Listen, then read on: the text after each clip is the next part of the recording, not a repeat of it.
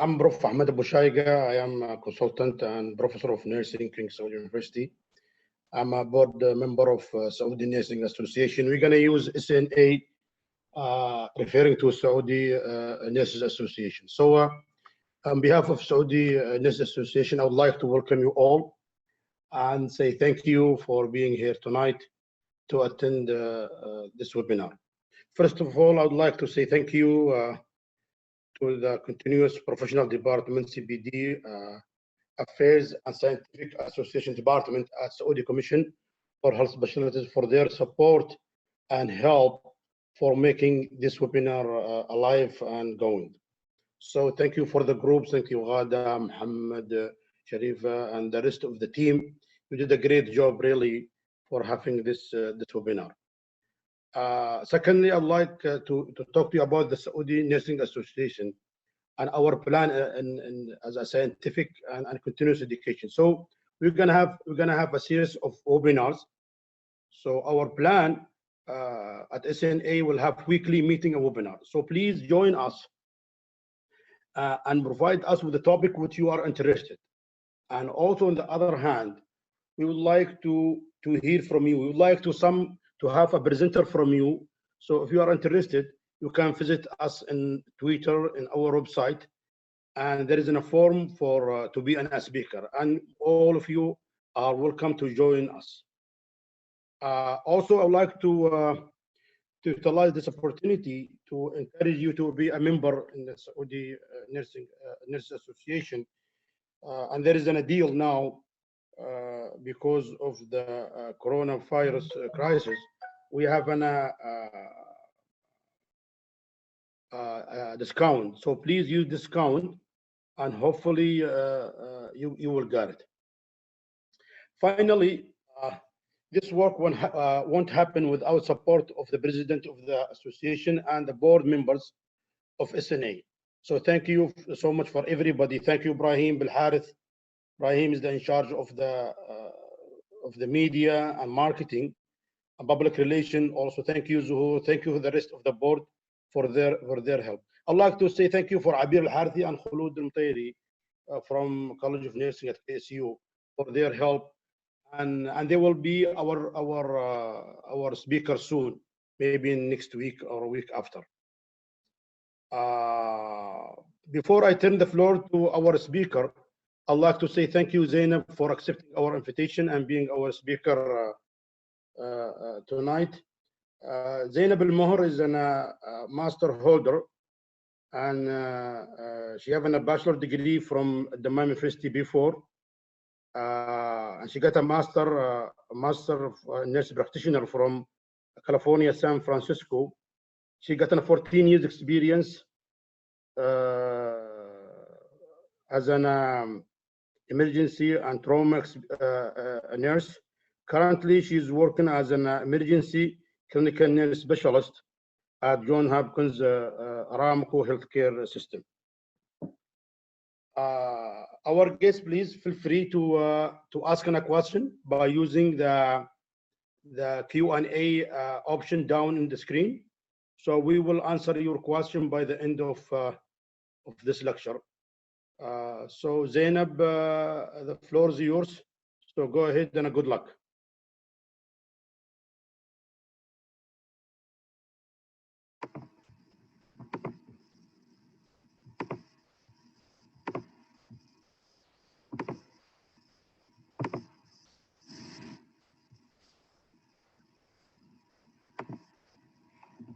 Okay, good afternoon. Assalamu alaikum. Thank you, Professor Ahmed Abu Shaiga, for your introduction and welcome. I hope everybody can hear me very well. Yes, we do. Okay. First of all, I would like to thank the Saudi Nurses Association for coming up with this initiative to coordinate such fantastic learning events. And thank you to everyone who have registered and joined us this evening. I usually like to begin any presentation by explaining the reasoning behind choosing a certain topic. Is my video available online?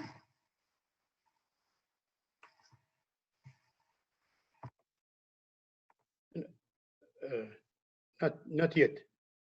Oh, it's okay now. It's okay now, yeah, cousin. Go ahead. So as I said, I usually like to begin any presentation by explaining the reasoning behind choosing a certain topic. And since pandemics will continue to challenge clinicians, policymakers, public health leaders, they are unexpected and unavoidable events. They are characterized by their uncertain scope, duration, and impact. In light of the current COVID-19 pandemic, we have heard and seen nurses being in the front line taking care of patients. But what about the nurses' role in emergency preparedness? Nurses are experts in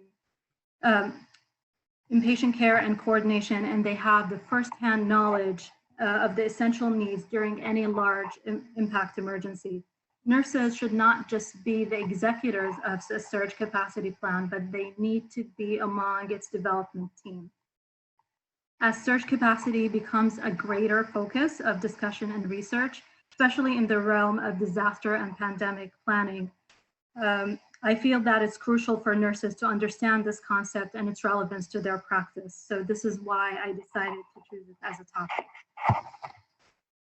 So this is just our disclosure declaration, have nothing to declare.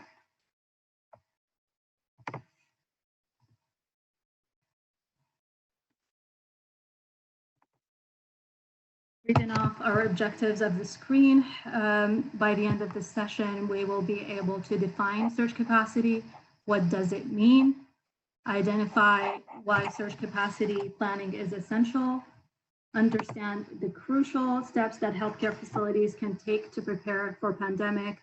We will explore the different staffing models that could be used during pandemic, and we will answer common pandemic-related dilemmas, such as when assets get short, how can we prioritize staffing, equipment, and bed utilization?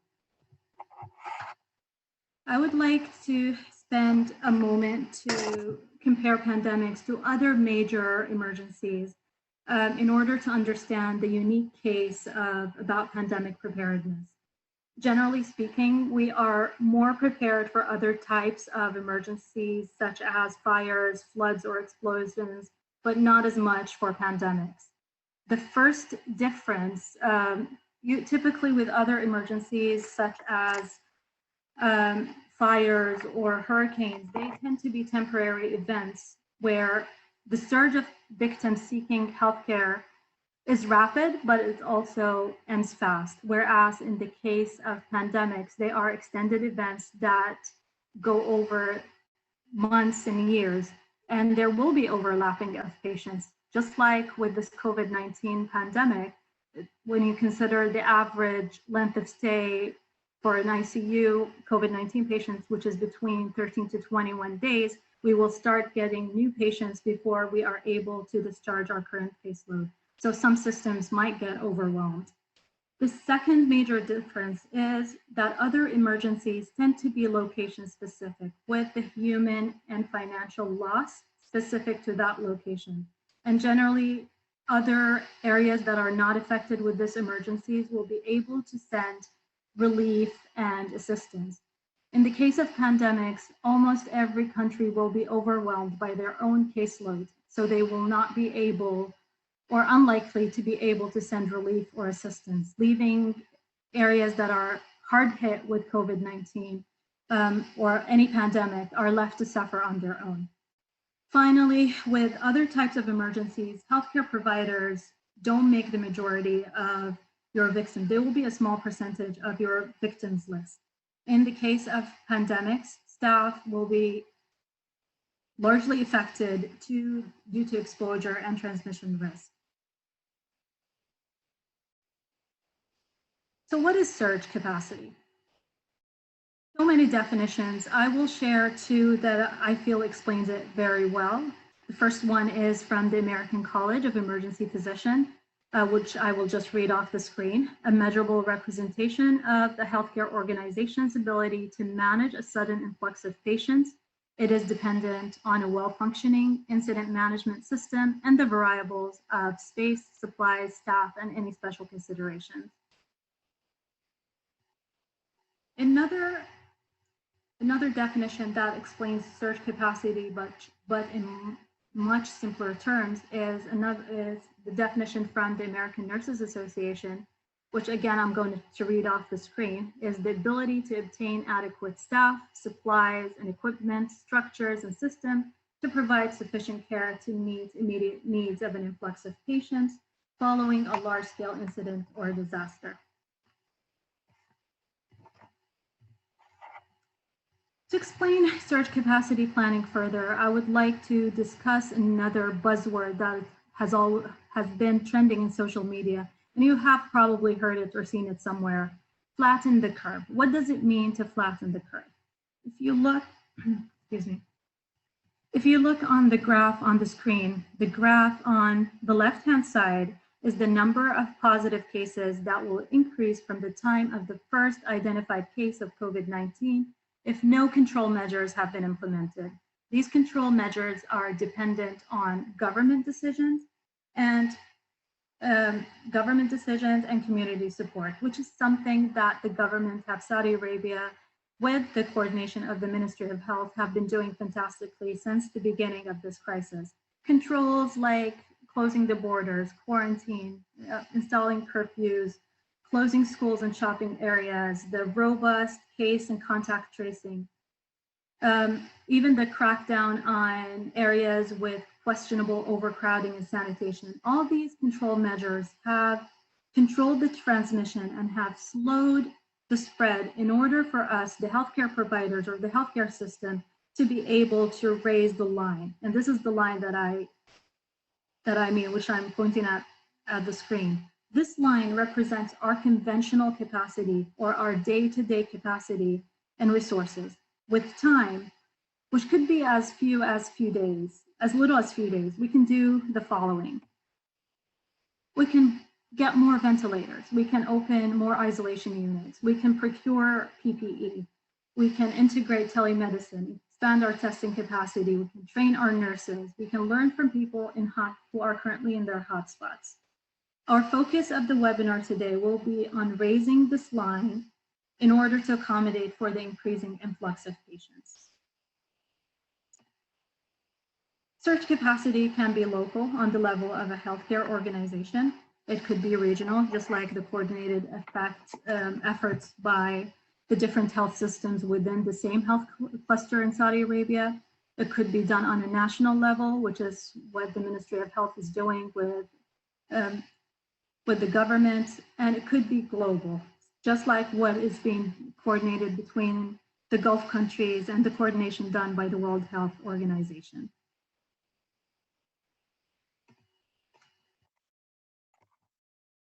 Healthcare facilities plans should maximize the conventional capacity, which is the day-to-day regular operations and resources, as well as plan for contingency capacity, which means adapting patient care spaces and resources to provide زينب. Yes. ممكن بس تثبتين المايك لأنه في مشكلة في الصوت. معلش sorry. Sure. Let's try again. Do you hear me? Yes, it's good now. Yes. Okay. So as I said, we need healthcare facilities need to maximize their conventional capacity, which is the day-to-day regular operations and resources, as well as plan for contingency capacity, which means adapting patient care and resources to provide the same care that we do on a conventional level, but with less resources. With the crisis capacity is adapting to the level of care provided and the resources available when the usual care is impossible. So why is surge capacity planning essential? Because effective response is dependent on adequate preparation. It allows the organizations an opportunity to address key safety issues before they become critical. هل الصوت لسه في مشكلة؟ It's okay now. Okay. And to highlight the importance of preparation in addressing identified critical issues, we can look at how some Asian countries like Singapore and South Korea have been successful in their response to COVID-19. because a lot of Asian countries have experienced the devastating impact of the SARS epidemic in 2003, they have learned to do better. Not only their government systems have implemented critical controls and their community have supported them by adhering to them, but even the healthcare facilities have implemented their own measures to be ready. I remember attending a webinar from a few weeks back where they had a guest from Singapore who stated that the Ministry of Health in Singapore mandates that healthcare facilities stockpile PPE and essential equipment to last for 4 to 6 months for a patient influx up to 100% of their conventional patient load. And they need to have a backup plan once they start using from that stock. On the other hand, healthcare systems in countries that have been hard-hit with COVID-19, such as the US, Italy, and France, have had access to sophisticated software that estimates how long staffing, equipment, supplies, and other resources will last prior to reaching failing level. What was shocking that a majority of the large healthcare systems in those countries will start failing within 13 days of an emergency event. And this is what we can see happening with this COVID-19 pandemic. Also, surge capacity planning is essential because it will enhance your staff readiness and resilience. Being prepared can alleviate healthcare staff anxiety and stress, increase their morale, and will reduce their burnout. So what are the components of an effective surge capacity plan? There are 4 major components, and for ease, we will divide them into the 4 S's: staff, stuff, space, and systems. And you can see a poll that we have put up. Please vote. I will take just a few moments just to see the results. Which of the 4 S's do you believe is the most crucial?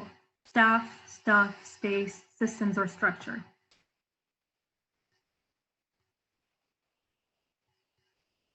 Okay, so if you look at the screen, about 50% of participants said staff and 35% said system and structure.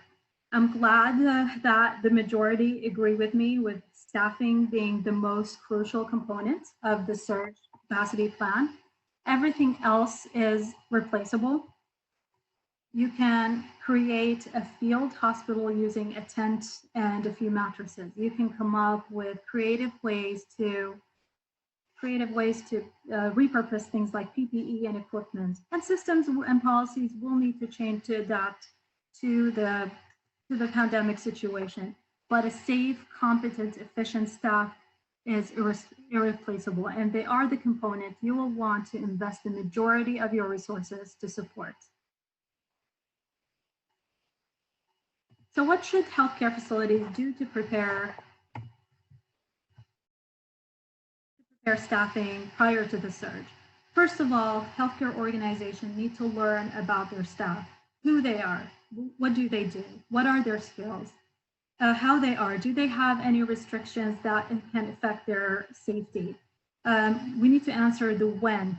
What is the length of their experience? When was their last fit test? When do their credentials expire? We want to create a comprehensive skill database for each discipline. And it could be as simple as each unit does their own staff list individually, then utilizing somebody with data analysis experience to compile them into a comprehensive organization-wide list. And you want to divide that list to critical and non-critical. Critical will be your frontliners that you need to be at the hospital during times of crisis, and non-critical are the people who can offer support from distance or from home. In the slide, you can see an example of a simple staffing spreadsheet that has info about nurses and doctors from different areas, different ranks. Really doesn't take more than this. You can see, for example, we have a senior nurse who works in the cardiac ICU with 18 years of experience, who has ACLS and critical care training, up to date with her fit test, have no restrictions, and has some transport experience. At the same time, if you look at the physician list, you can find a resident who works in the emergency with 2 years of experience, who have some ENT previous experience. So you get the idea.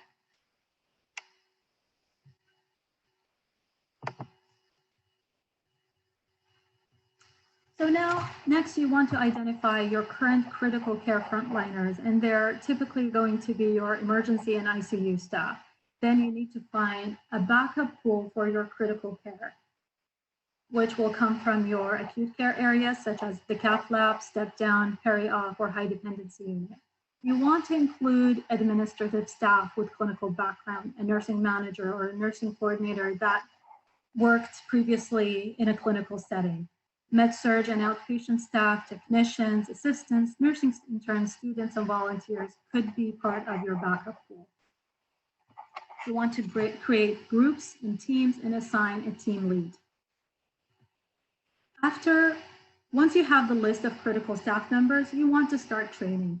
The first step is infection control training for any direct patient care providers.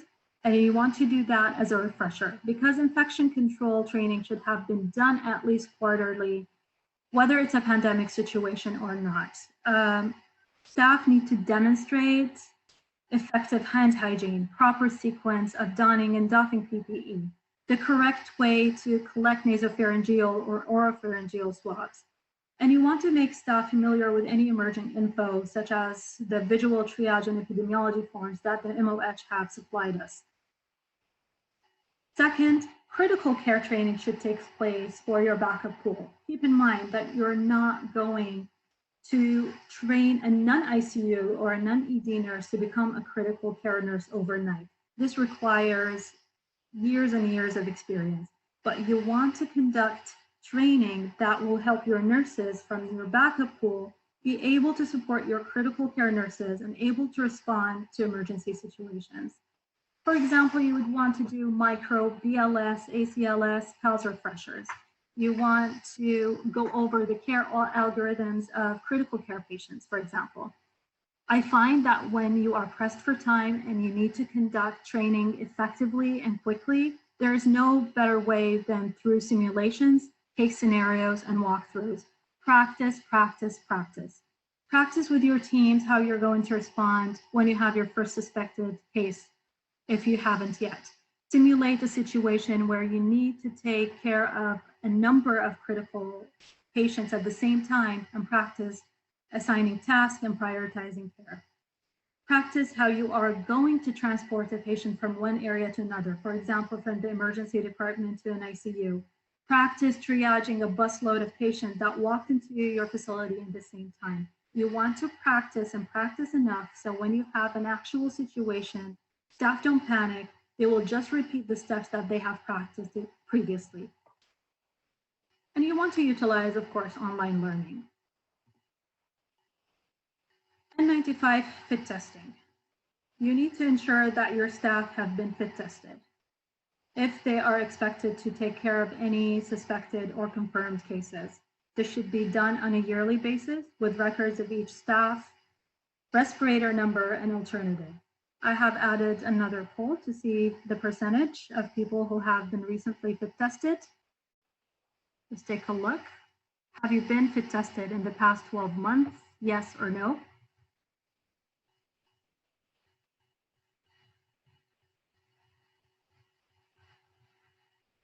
Let's take a moment just to find out about the results.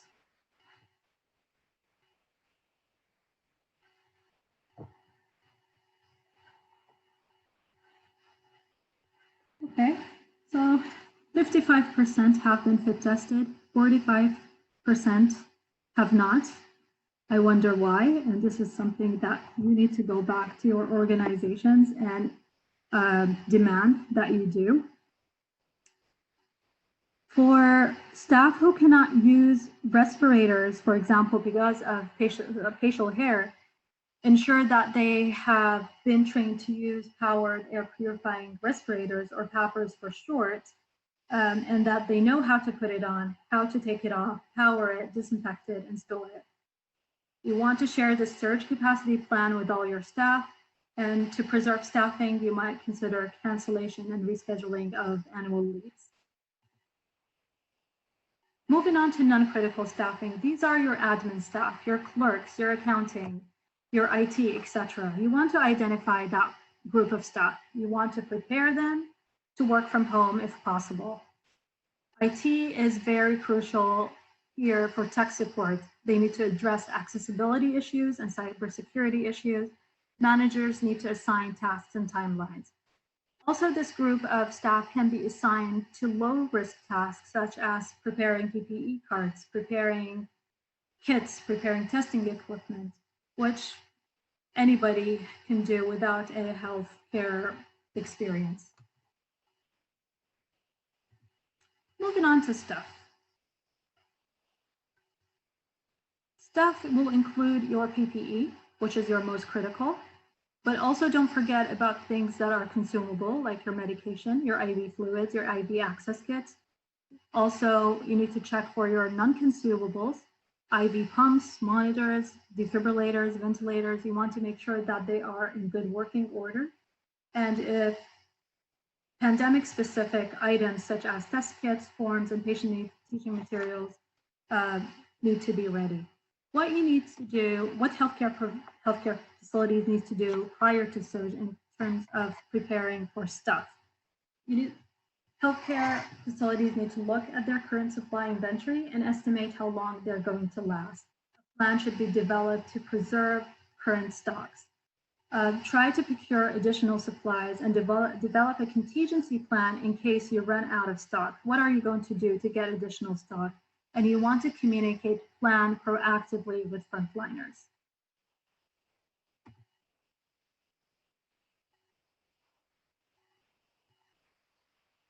Prior to surge, in terms of space, you need to healthcare organizations need to identify their current bed status. How many ED beds do we have? How many ICU beds? How many isolation areas do we have? And we need to create new capacity beds, either by opening new isolation wards or expanding our ED and ICU spaces. Also, healthcare organizations need to think and plan for alternative care sites, such as field hospitals, like those set up by some health systems in areas with severe community spread. One of the things that were implemented at Johns Hopkins Aramco Healthcare, where I work, is establishing a drive-through testing where patients would phone in with their information. They would be given a slot to drive through a designated area where a nurse in full PPE would take their swab, and patients would be given instructions on home quarantine, isolation, and home care. Also, the MOH have created COVID-19 clinics in some primary care centers. In primary care centers where patients can come in pre-assigned slots to be tested and given outpatient care prior to the decision of them going back home for home isolation, transferring them to a quarantine center, or taking them to a hospital for admission. Also, you need to consider areas for PPE donning and doffing to minimize any chance of cross-contamination and infection control protocol breaches. And that is for your patient care areas. We also need to take a look at our facilities' public spaces, as social distancing guidelines and practices should also apply to our healthcare settings.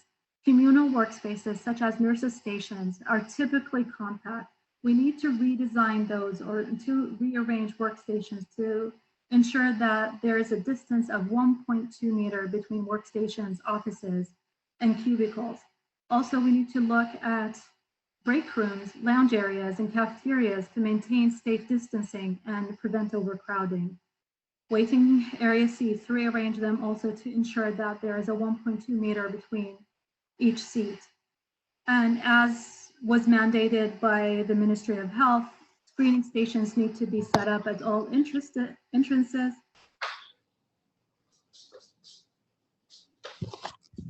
Hello?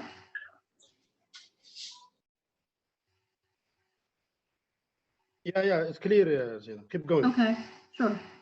And we need to set up respiratory triage areas and segregated waiting areas for suspected cases. Moving on to systems and structures, starting with communications. In the case of, because outbreaks and pandemics like the COVID-19 are fluid situations, they are not fully understood. We are dealing with the unknown. Information would change frequently and rapidly, and to keep up with the flood of information and changing rules and guidelines can be overwhelming. Decide early on who will be communicating with your frontline staff, decide on one person in specific time or times each day to make things more organized.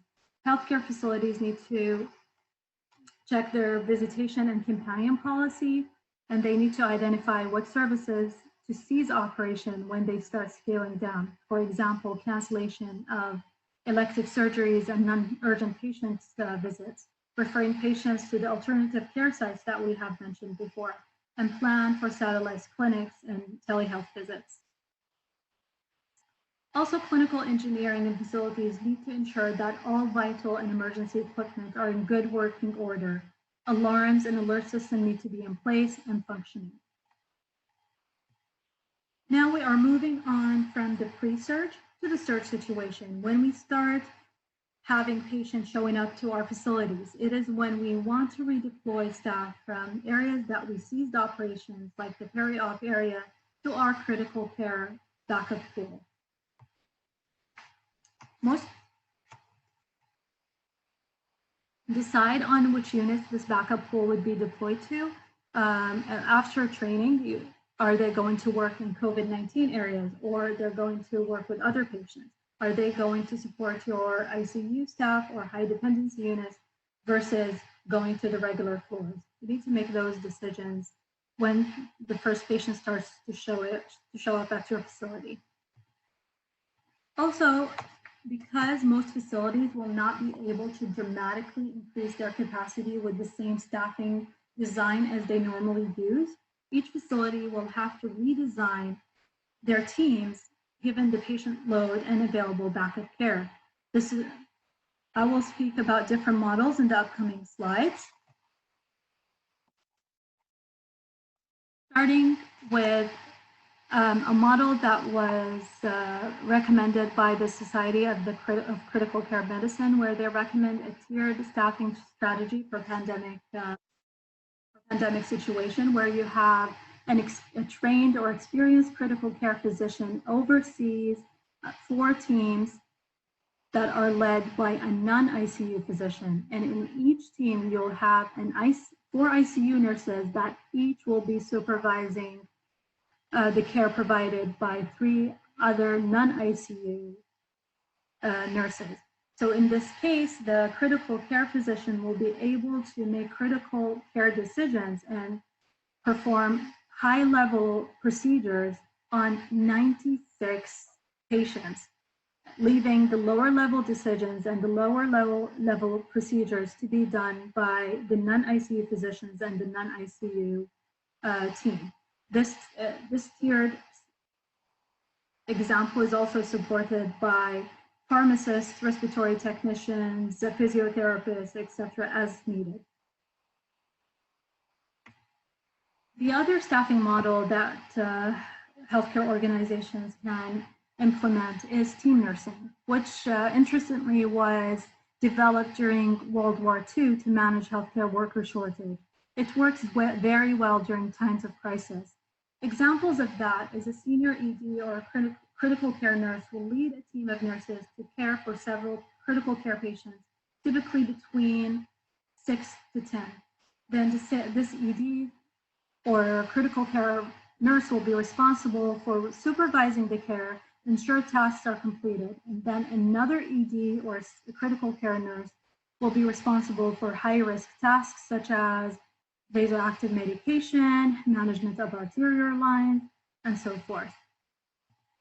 This will leave your acute care nurses from the peri-op or the high dependency unit responsible for other tasks such as administering medications such as antibiotics, steroids, inserting IV lines, taking care of Foley catheters and dressing.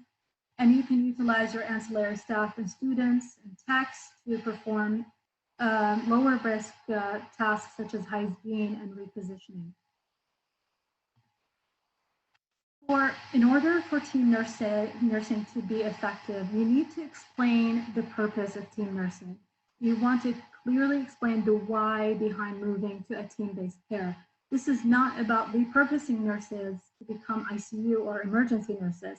This is about utilizing the entire workforce to support each other, to optimize the skills of ICU nurses with other staff that can serve in various support roles. This is an example of a team nursing that have been shared with me by a friend in the US, and she has granted me permission to use this in my slides, and that's why I have the copyrighted material on the screen. In the first example, you can see an ICU nurse as a team leader paired with a non-ICU nurse, a patient care technician, and a respiratory therapist. And you have the task clearly delineated, so there is no room for confusion.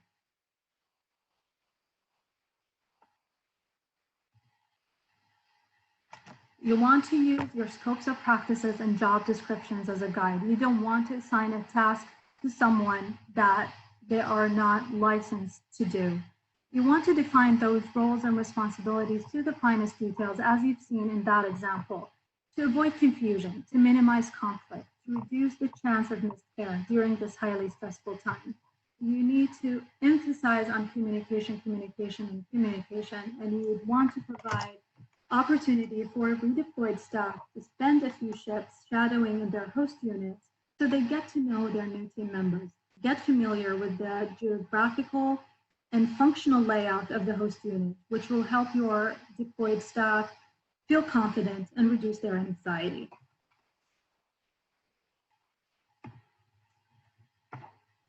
This is another example from the same hospital that pairs an ED nurse as a team leader with a non-ED nurse and a patient care technician caring for different levels of patients. And with each task also clearly mentions to avoid any confusions or conflicts. Again, another example of pairing an ICU RN with a non-ICU RN. You can see the ICU nurse will be responsible for things like CRRT, chest tubes, vasoactive drips, while the non-ICU nurse will be responsible for things like Foley insertion, intake and output, feeding tube placement, etc. So you get the picture. After deciding on your shift,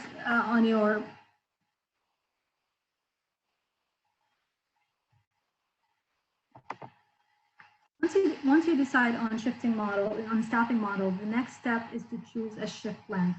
I have seen lots of reports that came from Wuhan, China, as they were the epicenter of the first coronavirus outbreaks.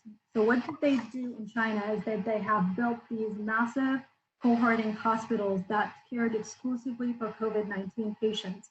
And they have deployed staff from different districts in China. I think the number was around 50,000 doctors and nurses that were deployed to Wuhan. And the nurses worked 4-hour shifts in full PPE with no breaks and no PPE change unless visibly contaminated.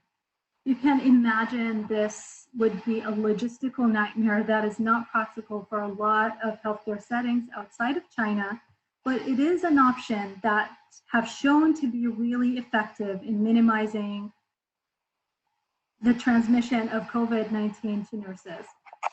Another consistent recommendation that I have seen over the past few weeks from professional organizations such as the Emergency Nurses Association, the American Association of Critical Care Nurses, and the National Health Services in the UK, is that shorter shifts of 6 to 8 hours are preferable to 12-hour shifts. It was noted that incidences of infection control breaches occurred less in the shorter shift, and generally staff tend to loosen their guard after and be less careful after 6 hours of constant donning and doffing. So as per the audience, what shift do you think is the most compatible with the current COVID-19 situation? 31% agreed with the Wuhan example, 40% agreed with the 8-hour shift, and 29% of participants think that 12-hour shifts are most compatible with COVID-19. Moving on.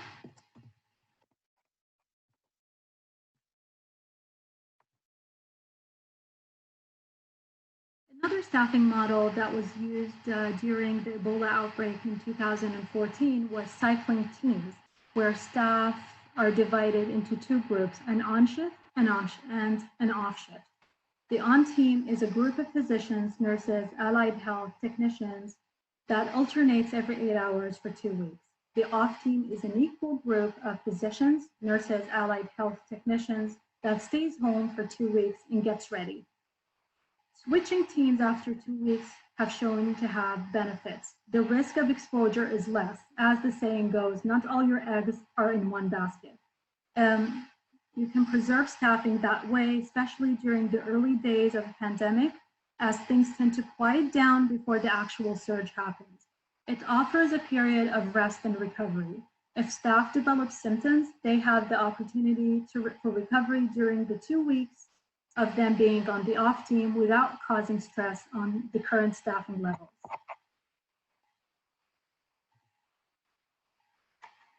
You might consider having supporting roles, such as having a PPE officer who makes sure that staff are donning and doffing correctly. Going back to China again, one of the measures that seems to be effective in reducing COVID-19 spread to nurses is that they had PPE monitors that observed staff donning and doffing PPE and interfered immediately if they noticed any breaches. Another supporting role could be assigning someone to be a clean or dirty buddy to assist with tasks while wearing full PPE.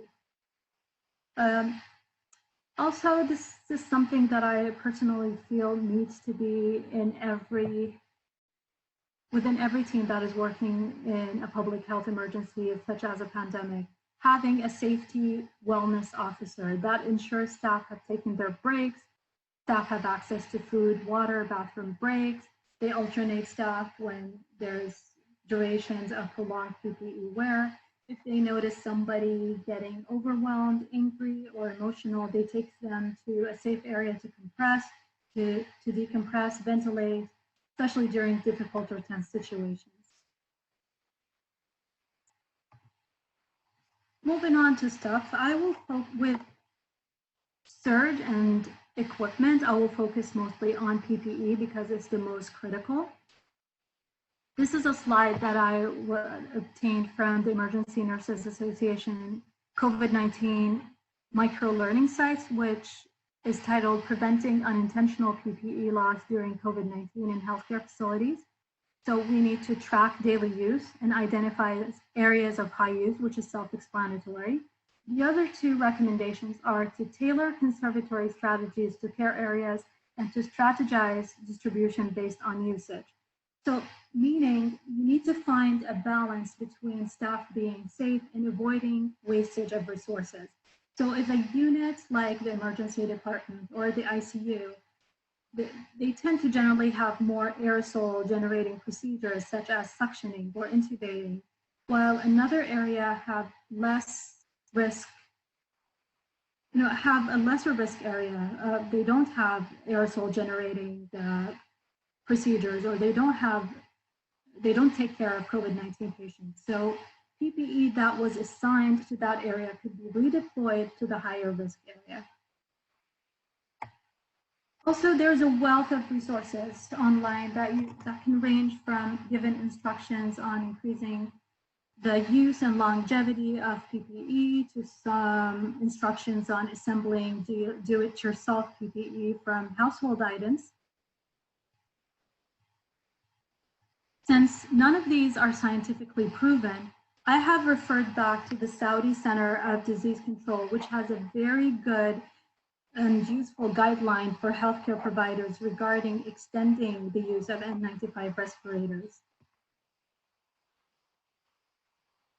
So according to the Saudi CDC, extending use of N95 respirators refers to the practice of wearing the same N95 respirator for repeated healthcare activities with several patients without removing the respirator between patients' healthcare activities.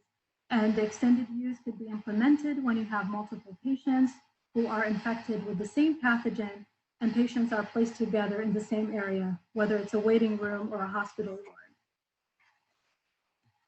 The major, if you look at the Saudi CDC website, they have a number of instructions. Zainab, sorry to interrupt you, but okay. We would like to have 10 minutes for the questions. We have a lot of questions. Okay. So if you can, and also there is another request by the end of the lecture, if you can summarize in Arabic, some of the speakers, they asked to summarize in 2 minutes. I know it's not going to be easy to summarize 1 hour lecture in 2 minutes, but some of them they have this kind of option. So we need to have 10 minutes for the question. I sent you the question to your cell phone. It's a lot. It's really a lot of questions. A lot. So let's finish the lecture now, and then we'll move to the questions. So we'll continue with the. Yeah, but try to wrap it up so we can have a time for the questions. Sure. Okay.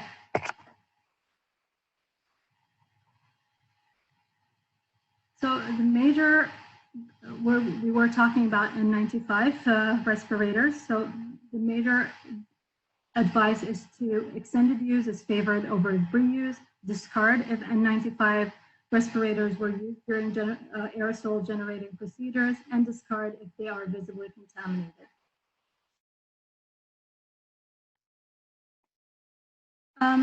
For strategies for optimizing PPE, like if you don't have PPE available,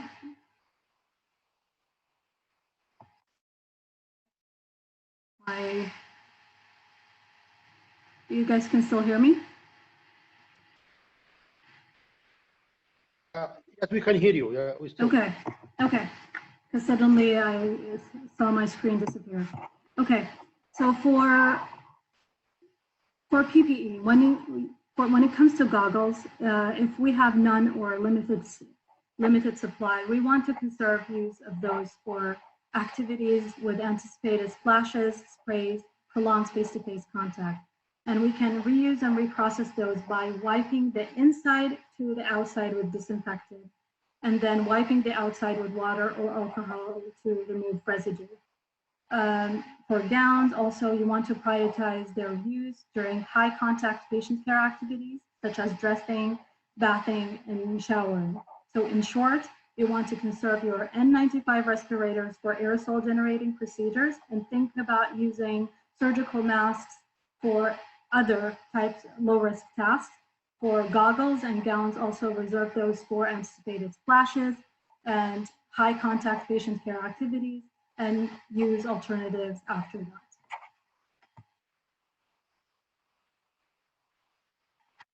Okay, I'm glad to see that 73% of institutions have given their staff clear guidelines regarding PPE extended use and reuse. Great. There are trends that different health systems have come up to tackle the shortage of PPE, like using ultraviolet light or hydrogen peroxide for the disinfection of respirators. A recent published study that came out a few days back that these methods have been effective, but they are dependent on the operator. And also there's a risk for these procedures to warp the shape of the respirator, so a full seal could be compromised. Moving on to space, you want to consider the use of the empty operating theater since you canceled most of the non-urgent surgeries. You might think of cohorting patients with the same pathogen or isolation. or cohorting patients from the same household with the same gender and the same type of pathogen. Might consider use of the portable HEPA filters for temporary areas. Open and start operating from alternative care sites. And I want to emphasize on the next point, not only you need to ensure that staff have changing and showering facilities in the light of the recent new instructions by the health minister of Saudi Arabia, that healthcare workers should not wear scrubs or lab coats outside of a clinical setting. And to minimize the transmission risk, healthcare facilities need to invest in proper locker rooms and showering facilities for staff to use. And designate clean and dirty areas in communal working stations, offices, and break rooms. And in systems, you need to decide on who will activate the surge plan. You need to adjust your policies and procedures to accommodate the surge. Again, communication, who and how. You need to think about your documentation. What is essential? What could we get rid of to make it easier for the nurses? You need to think about shift report, especially in the context of team nurses who will be doing the shift reports. These are all things that you need to think of as a system during the surge. A note about staff resilience. During the COVID-19 pandemic, nurses are experiencing intense pressure, fear, exhaustion, isolation, ongoing emotional trauma. This ongoing stress and ongoing trauma can impact the staff mental health, safety, and ability to provide the best care. Staff need to feel supported and cared for. I've put a note here for managers that coffees and donuts are nice, but they are not what staff want from you. Staff need to know that you are there to support them, that if they require something to do their job safely, you are going to act accordingly and try to resolve it. For example, if staff ask you for more PPE, you as a manager need to work with your chain of command and supply chain to get your staff the needed PPE. You want to try to minimize external stressors as much as possible. And I say this with a heavy heart as a simple example came to my mind while talking about this. Just yesterday, I saw a number of tweets by nurses who were stressed beyond relief because their managers haven't issued them the new permits that allows them to travel to work during curfew hours. Staff don't need to worry that they're going to be cited or given a violation because their employer have failed to do their job responsibly. Be visible, be available. The next slide is a gentle reminder that to take care of yourself. It says emergency nurses, but I believe this can apply to anyone. Prioritize your daily self-care, ensure that you get daily exercise, eat healthy, nutritious meals, and get adequate hours of sleep. During work, you need to prioritize your own safety. Remember, there's no emergency in pandemic. If a patient collapses and requires recess, put on your PPE first. You need to prioritize taking regular breaks, lean on your work colleagues, and try to find humor and positivity in those difficult times.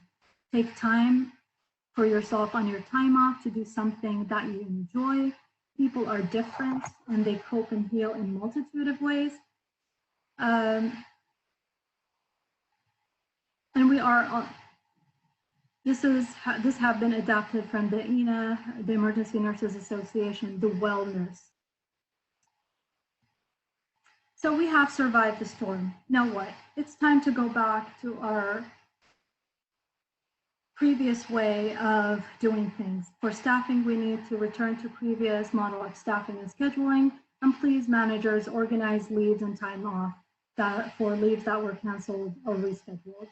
For stuff, we need to look at our usage and to procure new stock. For spaces, we need to establish a timeline for reopening the closed areas and for closing extensions and alternative care sites. We need to reschedule canceled surgeries, procedures, and appointments. We can expect there is going to be a backlog of all those things that we didn't do because of the COVID-19. Took precedence over a lot of other stuff. We need to reflect, review, and analyze the decisions that we're taking during surge status, and we need to identify goals for potential surge plans since pandemics tend to have waxing and waning cycles. These are my references.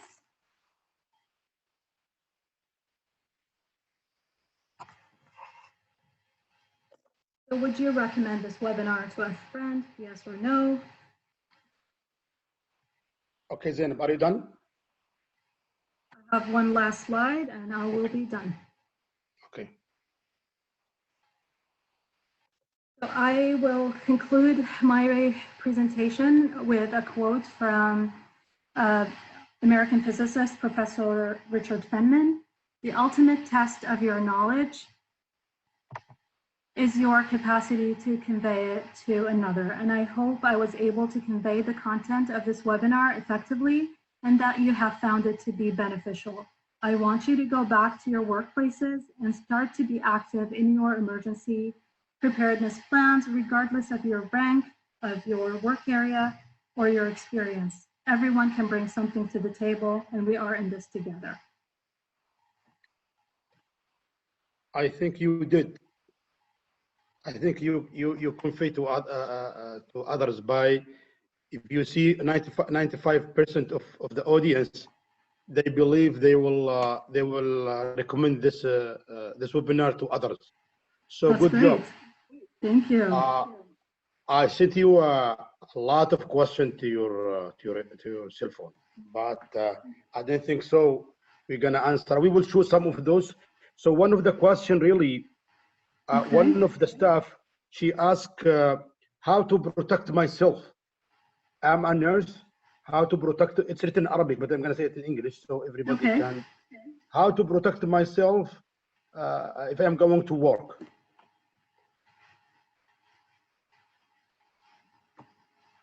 So what do you think? So, I didn't quite hear the question very well. It was. Hello? Do you have. The question was, can you hear me now? Yes, better. Yeah. Yeah, the question is how I can protect myself as a staff nurse. I'm going to work. How can I protect myself?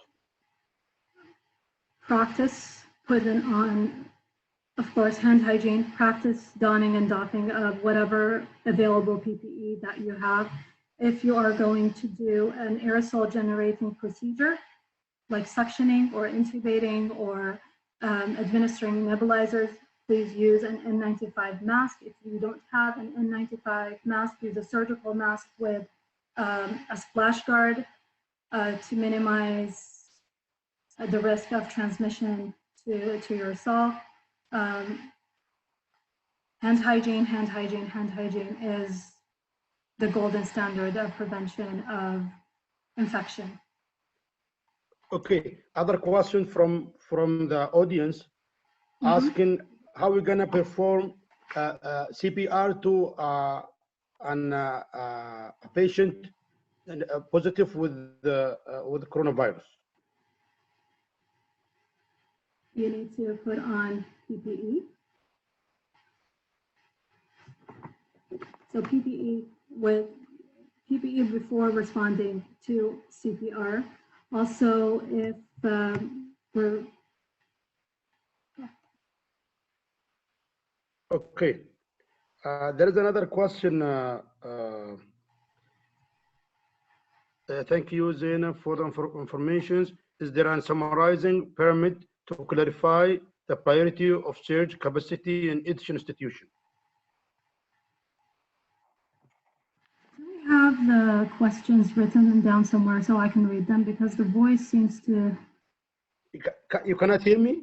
Because we have around 200 questions or 300 questions. I'm trying, and some of them they are not related to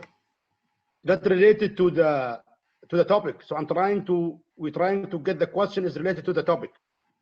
So can you hear me now? The sound keeps going back and forth. No. Hello? Yeah, we can hear you.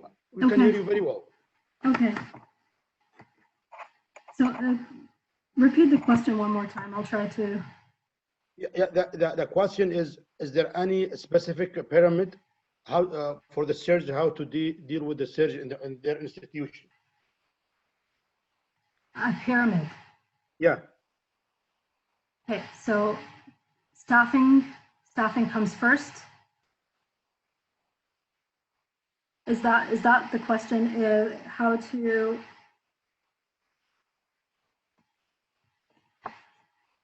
I think they are. I'm not sure if they're asking about the protocol. Is there a protocol, a standard protocol, how to deal with for the institution? No, each institution will apply their own surge capacity plan. We can utilize advice from professional organizations like the Society of Critical Care Medicine or the Emergency Nurses Association, but each will be tailored to an organization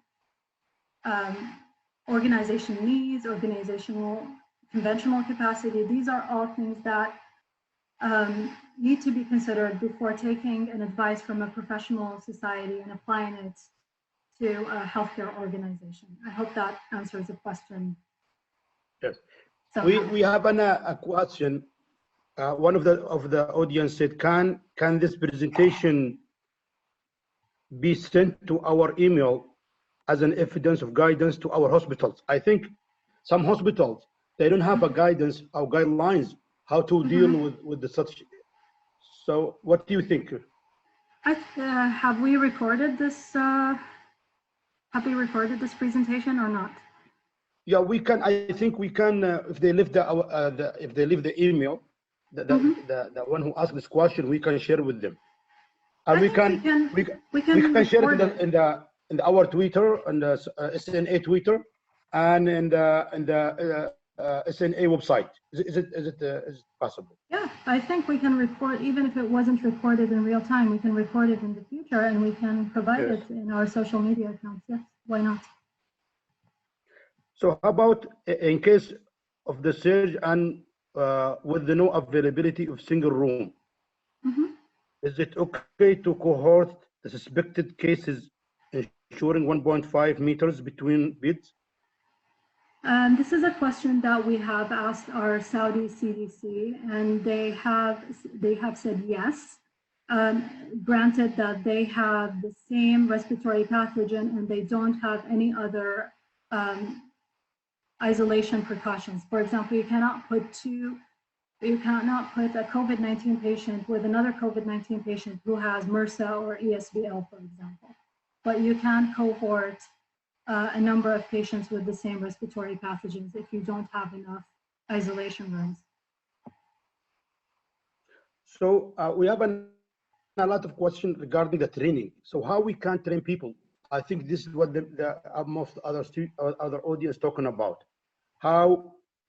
Who can make sure that our hospital doing a training for the surge plan? So first of all, people need to come together and assess what they need before they start training. Okay.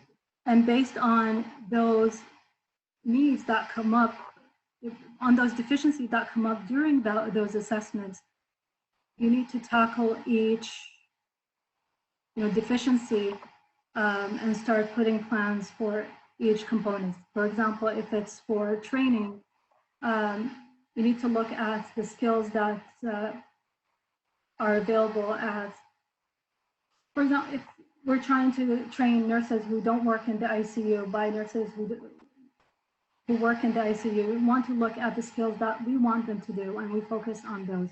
So you really need to do assessment planning before you move on to your training programs. There are a lot of resources online. The Saudi CDC. By the way, the lecture will be, sorry, Zainab, the lecture will be recorded and will be in, again, the lecture will be in the Saudi Commission website. So everybody it's recorded and it's going to be available. I think we're going to take 2 more questions, but I have, who sets the standard for surge capacity building, Zainab? It should be your emergency preparedness team in your hospital. Each hospital should, or health institution have their own emergency preparedness plan team or coordinators, and they are the ones who will assess our current capacity, and they will recommend interventions to help increase our surge capacity. Okay. It could be, it doesn't have to be doctors or nurses. It could be anybody who's working in the hospital.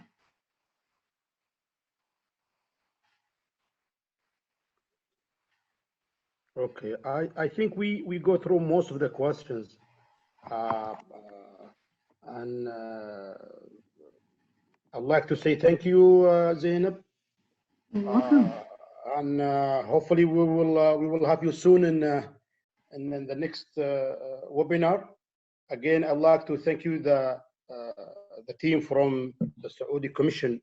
Maybe I forget some of their names, but they really did a great job.